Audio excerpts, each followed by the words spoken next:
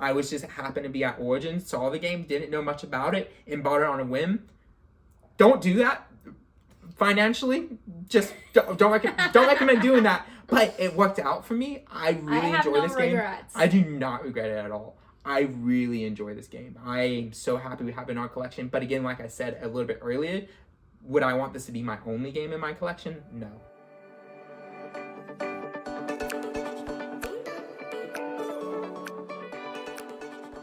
Hey, I'm Devin. And I'm Mary Kate. And we're picking up pieces. A channel all about working pieces. And how to pick them up. And in today's video, we're going to be giving you a review of Thunder Road Vendetta.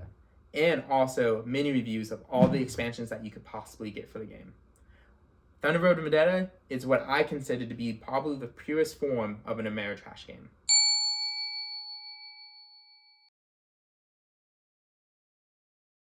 So, in order to be a Ameritrash game, you have to have three main areas. You gotta be focused on cinematic moments in the theme, you gotta be focused on combat, and you gotta be focused on luck.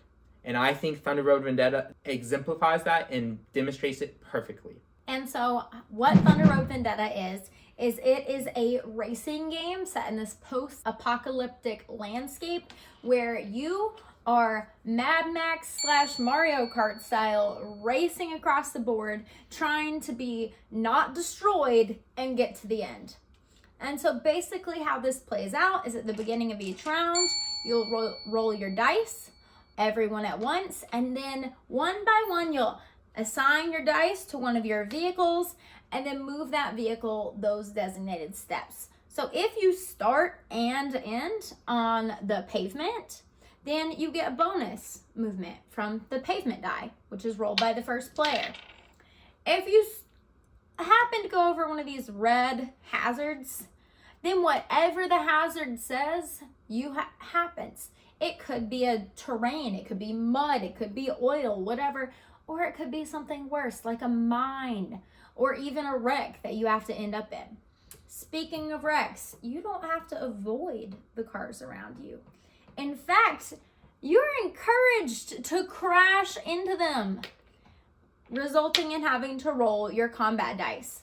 The combat dice show you what car in the accident has to move and where on the map they have to move to.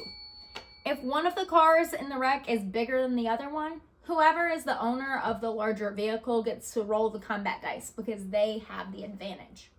Now, if you move and you're in a combat and you're around other cars, you could get pushed into another car and have another wreck. Mm-hmm. You could get pushed then into another car and have another wreck. Heck, you could even be pushed off the board. And in that case, destroyed, your cars out of the game. Mm-hmm. You could be pushed into a hazard, end up hitting a mine, get damage. You could be pushed into an obstacle, destroyed out of the game. Lots of ways to die in this game. A ton. Tons. Mm-hmm. Say you don't land on a hazard. Say you don't land on top of another vehicle. Instead, maybe you land behind your opponent's vehicle. Then, my friend, you get to shoot them. Because all of your cars are equipped with guns. So, you roll this shoot die, and it tells you if you have shot a large, medium, or small car. Mm. If I roll a large target, and I'm shooting a large vehicle, then they get shot and have to take a damage token. This damage could have an effect, or it could have no effect. You resolve the effect and put it on the car. If your car ever has 2 damage, it becomes disabled, clogs up the roadway, and cannot move. You can wreck into a disabled car, unfortunately. You can't move it until you've healed it using your special board over here. So your last little board has 4 special options. You can airstrike, shoot somebody with your helicopter.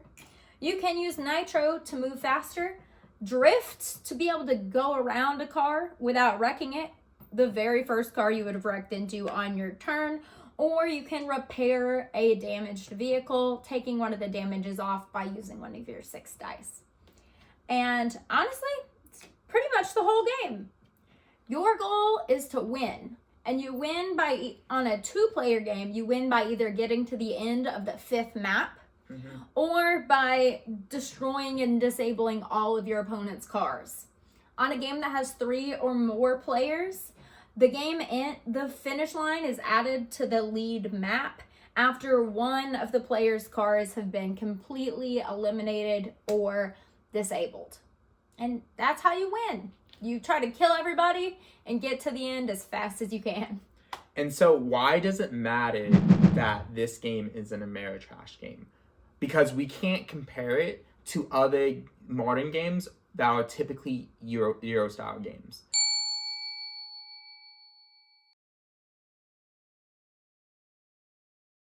So Euro style games focuses on mechanics, it focuses on luck, and it focuses on avoiding confrontation. Those games are very puzzly, very thinky, where this game, on the other hand, is not that, because it's not trying to be that. So knowing that going into it might help you enjoy the game more if you're so used to having these other types of games, or it might altogether tell you you should avoid this game. If you're not looking for huge cinematic moments or a lot of fun that you have with all your friends around the table trying to do this, instead you're wanting to just work on a puzzle, work on going through this set of mechanics that are focused on in the game, then this isn't the game for you. No. Instead, this game focuses on Mad Max. You try to end at the end of the map, which makes perfect sense because this game is actually a re-implementation of an older game, just Thunder Road, which was Milton Bradley's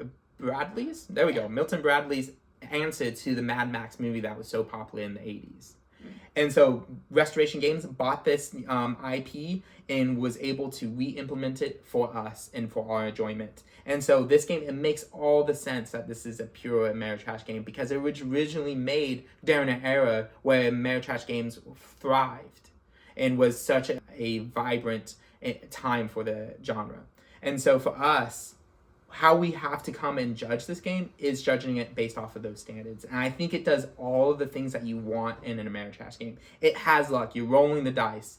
And it has also confrontation. You're constantly running into each other and damaging each other's cars. And this game is exactly a thematic game and a cinematic moments that you have whenever you're playing this game. It leads to big moments whenever you hit a car and they get a blast off damage and they fly straight off the map. Or whenever you just push a car into an obstacle and destroy the vehicle. Or whenever you're able to somehow weasel your way out of all of it and run straight to the finish line. Yeah. So I think this game leads to a lot of laughs, and I think it's what I want. Is this a game where I think this would be the only game that I want in my collection? No, not at all. So giving our final thoughts about this game, let's go ahead and start it off with Mary Kate. What do you think about the game? I really enjoy this game. A few particular things I really like. I like how the combat dice work, where when you roll into somebody, it has basically the whole arc. It has like colored in where you are and the whole arc of every space around you. So it tells you the top or the bottom car, which one moves and where they move to. And I really like how that works out in the actual playing of the game. I like how the wrecks can cascade into having one big giant pile up, which is really kind of fun. I mean, that also kind of is like also on my kind of dislikes list, where if you have 5 players with one of the expansions, or sometimes 4 players, you can end up getting kind of real congested, especially on the first map when you're all stuck together. But really that player interaction with the combat and the hitting those unknowns with the damage you may take from getting shot or the hazards on the board can create some really fun, unexpected moments. Like, we were playing this and I was definitely gonna win, way ahead. Somehow I managed, with only having one vehicle, to like speed through 2 maps and make it to the end. And I was just dumb and I hit a hazard and the hazard completely just destroyed my last car, leaving Devin with the game, where if I had chosen something different, I would have won for sure. For sure. So just those like little like... That's Thunder Road. It's like, if you want something that's all skill-based, like, this is not going to be your game. But stuff like that happening, like, it leads to moments that you're going to remember. Yeah. And it seemingly anytime you, say this little car wrecked into this bigger car, and you roll the dice, seemingly there's 6 different spaces it can go into. It will go into the space that will destroy you. Every time, seemingly. Unless you really wanted to, and then it won't. And then it won't. And so, like, a lot of those little, oh, that's going to happen, like, it will happen moments, happens all the time. And also, you just constantly not knowing what's going to happen, it's just a ton of luck. And that's because that's what the game is. It's a ton of luck. Because you're going in this post-apocalyptic land, not knowing what's out there. Which is fun. And so, like, for me, I think the game, so, like, another, like, maybe ding against the game is the rulebook isn't the greatest. Yeah. We have the Maximum Chrome edition of the rulebook, so this isn't just for all the game itself. If you have the original edition, it has all the rules of all the expansions in one book, and it's really hard trying to figure out what is what, because there's so many small, minute games rules in this game. Not even just the expansion, but just the base game. I can imagine that it's going to take you several times going back and forth in the rulebook trying to figure out everything. Yeah, we recently found out we played like our first 5 games with like some of the rules wrong. And not just one rule, like multiple of the rules, because there's so little minute, because you need that to happen in order to focus on the theme, which an Ameritrash game does. Yeah. And so if that sounds stressful to you, it probably will stress you out. Would I want this game? Yeah, I'm so happy about this game. I was just happened to be at Origins, saw the game, didn't know much about it, and bought it on a whim. Don't do that financially. Just don't recommend doing that. But it worked out for me. I really enjoy this game.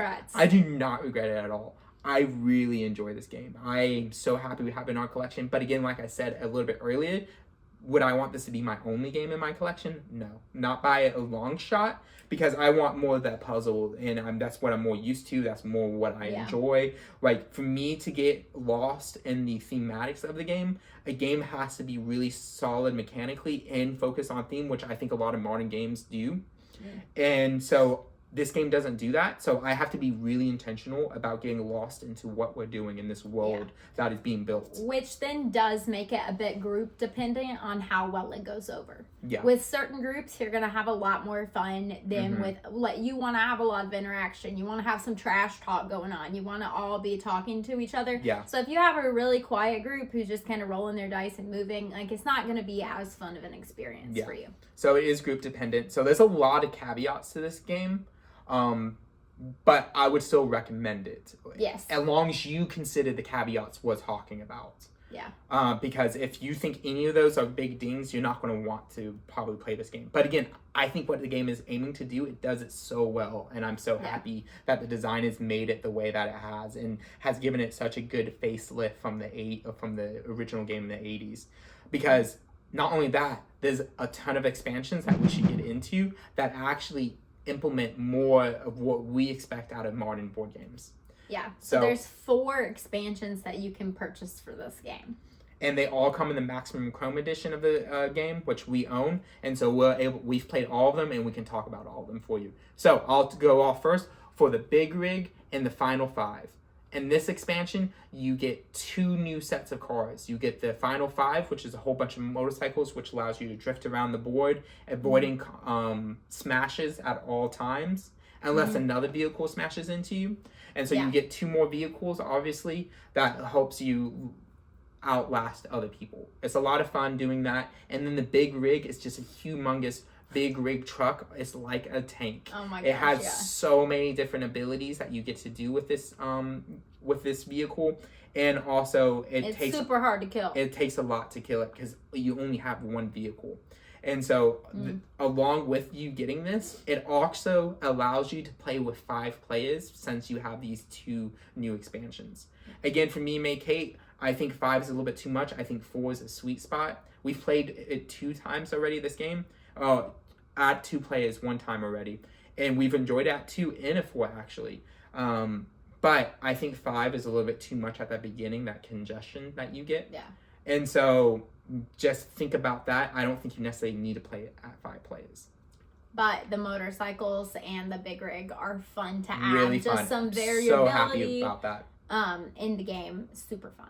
All right. And then we have the Carnage in at Devil's Run. So Carnage at Devil's Run adds some more terrain types and some other mechanics to the game. It adds desert glass, it adds salt flats, ramps, fire, toxic, goo. So much stuff. All of which change how your car interacts with the board. Two of the most significant parts of Carnage at Devil's Run are the ramps and the fire. So when you hit a ramp on the board, which could be from flipping over a hazard, or there's just it comes with 5 new maps which have these terrain types on them. You roll your stunt die and you just shoot forward that many times. So you could hit a ramp, go 1, or you could hit a ramp and go 4 more spaces and straight off in that one direction, which could be great. Could project you all the way to the front of the pack, or it could be terrible. You could crash into an obstacle. It adds some fun kind of like toss-ups, as well as fire, which every time if you're on fire, you roll the fire dice, you either move 2 extra spaces, fun. Move 1 extra space, still fun. Fire goes out, kind of meh. Or you're destroyed from the fire. So it adds just that kind of like, oh, this fire could be really good for me, or it could just completely destroy my car, which is a fun aspect to the game. The extra maps add a lot more variability because it's 5 extra boards, which means it's actually 10 extra maps added to the game. Which just add a lot more fun. And they look so cool, visually appealing. Yeah, they're so cool. They have like fire and ramps and toxic goo all over them. It looks super fun. Yeah. So I think that is a great expansion to this game. I think another great expansion is the Choppe Shoppe expansion, which adds a little bit more complexity, which adds to the different ways you're going to play this game, because you have asymmetric powers added to this game where you actually you have a crew leader that gets added on, which gives you a generic just power for all your cars, and they not only break the rule of the game in some way, but also they give you possibly different special abilities on your boost action. Additionally, you also have all the Choppe Shoppes, which at the beginning of the game you deal out 4 Choppe Shoppe cards, and then you draft the cards. Whenever you draft the card, it adds a unique power for your cars. So each card themselves will have a unique ability added onto it. And also, you have command tokens where some of your leaders will have a command token that allows you to actually activate this boost area multiple times during the turn instead of just the normal 1 time per phase. So all of those things add to a lot of different thinking that you're going to have to do. Like, I think a generic, you're just going to always call in your helicopter after the first round in order to shoot people and out of space to kill people is not necessarily what you're going to do with this expansion, because your people have such strong abilities that you might want to just do something completely different and not even call up a helicopter. And so I think that a little bit adds more of that Euro style that we all become accustomed to in modern board games. And so I really enjoy the Choppe Shoppe expansion. And then the 4th expansion would be the extra ammo expansion. So it's a set of 5 mini expansions in the form of decks, which gives you kind of one-off abilities or objectives. So you get things like an advanced airstrike, to where your helicopter has like a special power it can use once in the game. Or you get a bounty card, which is an objective. So then if you meet the goal on that bounty card, then you get a specific reward that's assigned to it. Or just some special one-off attacks or things that affect the road conditions to where maybe they interact differently with your cars than normal. And so it just adds kind of that small different variability. So if you want to add something different but without changing a whole lot of stuff, then the extra ammo expansion does that. Yeah. And finally, the last one actually comes exclusively with the Maximum Chrome Edition, which isn't a lot, so don't feel like you missed out all that ton. It's just you get 1 extra crew leader, and then also you get German ingenuity, right? Engineering, that's what it is. Where it replaces the dice, and instead everybody has their own deck of cards where you flip the cards, you deal cards, you get cards every single turn and you flip them. Just kind of not a deck builder, but using a deck instead of dice. I don't know why you need that in this game. Maybe for people who just really hate dice. Like, again, at that point, this game isn't for you. Just saying, you don't need the game if you need that added to the game. We're probably never going to use that. We haven't used that before the review. We have no desire to use that. But we have used a little a guy that's added in the game, and he's a lot of fun. He's super fun. He sets himself on fire so he can go faster. It's great. So that one, Again, don't feel too bad you don't have that. I mean, Yeah. you know, it's just a flex by us. So, what are the favorite expansions that we have? And I think me and Mary Kate might differ a little bit, but it's Yeah. really close. Mary Kate, what's your favorite expansion? It's close because I really enjoy a lot of the expansions. So general thoughts before we get into it. The expansions, this All game, they're all great. I think that if you have this game, you actually want as many expansions as possible to add more variability, so you have more playability with the game. Which is generally not the philosophy we have with expansions. No. We don't love expansions in general, but this game, expansions are fantastic. Yeah, there's some games where I think expansions are necessary, and this is one of them. I think the game itself is great, but I think it could go stale. But with how many of the expansions exist out there, if you have all of them, I don't see this game ever becoming stale, because you can mix and match some of the expansions and not use some in the other ones. So I think it's great. Definitely recommend all the expansions. But go ahead, Mary Kate.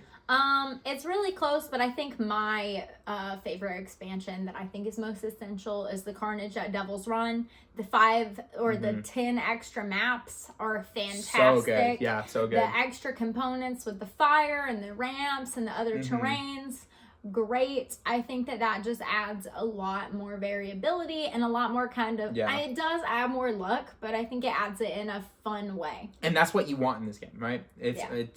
Adding luck to the game is not a bad thing in reference to this game. Yeah. For me, I think I'm going to add the Choppe Shoppe expansion. And I think out of all of them, it's actually the cheapest. And I think it adds a ton to the game. But I already thought that before playing Carnage at Devil's Run. And once you play Carnage at Devil's Run, I think it's neck to the neck. Whatever one you think sounds better for you is good. I think Carnage might actually add a little bit more. But again, adding the asymmetric powers to all your single vehicles and then to your just general crew leader definitely adds more, like if you lost a car, you feel more upset you lost a car. You feel more attached to your vehicles and to like, you're breaking the game in some way. It was like, this is really cool. And so I really enjoy that, and I still would probably get that first, and then Carnage a close second. So out of all of those, hopefully that's helpful for you guys for making the decision on if you think this game might be for you, what expansions you might want to get whenever they become widely available. And so, more importantly though, we value all of you, and if we have the chance, we love play board games with every single one of you. So until next time, guys, see ya. Bye. Bye.